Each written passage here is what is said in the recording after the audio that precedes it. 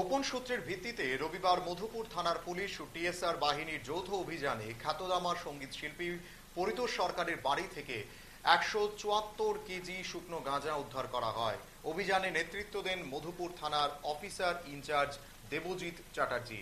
ঘটনাটি ঘটে মধুপুর থানার অন্তর্গত কোনাবন সীতাখলা এলাকায়। পরিতোষ সরকার দীর্ঘদিন ধরে মাদক ব্যবসার সঙ্গে জড়িত ছিলেন বলে প্রাথমিক তদন্তে উঠে আসে। পুলিশ দীর্ঘদিন ধরে নজরদারি রেখেছিল শিল্পীর দিকে। অবশেষে গোপন সংবাদের ভিত্তিতে রবিবারের অভিযানে হাতে নাতে গ্রেপ্তার করা হয় তাকে। গ্রেপ্তারের পর পরিতোষ সরকারকে মধুপুর থানায় নিয়ে আসা হয় এবং তার বিরুদ্ধে এনডিপিএস আইনে মামলা রুজু করা হয়েছে। তদন্ত চলছে এবং এই চক্রের সঙ্গে আরও কেউ জড়িত আছে কিনা তাও খতিয়ে দেখছে পুলিশ। এই ঘটনার পর সঙ্গীত জগতে নেমে এসেছে শোক ও বিস্ময়ের ছায়া। একাধিক সাংস্কৃতিক মহল থেকে দাবি উঠছে ঘটনা নিরপেক্ষ তদন্ত করে দোষী সাব্যস্ত হলে কঠোর শাস্তির ব্যবস্থা করা হোক ওই ব্যক্তির বিরুদ্ধে।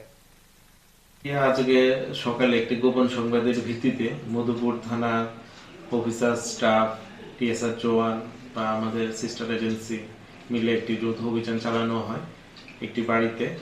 ওই বাড়িতে অভিযানকালে আমরা প্রচুর পরিমাণে ড্রাই গাঞ্জা রিকভার করতে পারি এবং এই বাড়ির পরিতোষ সরকার নামে একজনকে আমরা ঘটনাস্থল থেকে গ্রেপ্তার করি। তো এখন একটি স্পেসিফিক কেস হচ্ছে এবং তাকে কোর্টে ফরওয়ার্ড করা হবে। মধুপুর থানাধীন সীতাখলা গ্রাম অঞ্চল থেকে তাকে গ্রেপ্তার করা হয়েছে এবং তার পজিশন থেকে আমরা প্রচুর পরিমাণে ড্রাই গাঁজা আনুমানিক 174 কেজি। আজকে সকালে একটি গোপন সংবাদের ভিত্তিতে মধুপুর থানা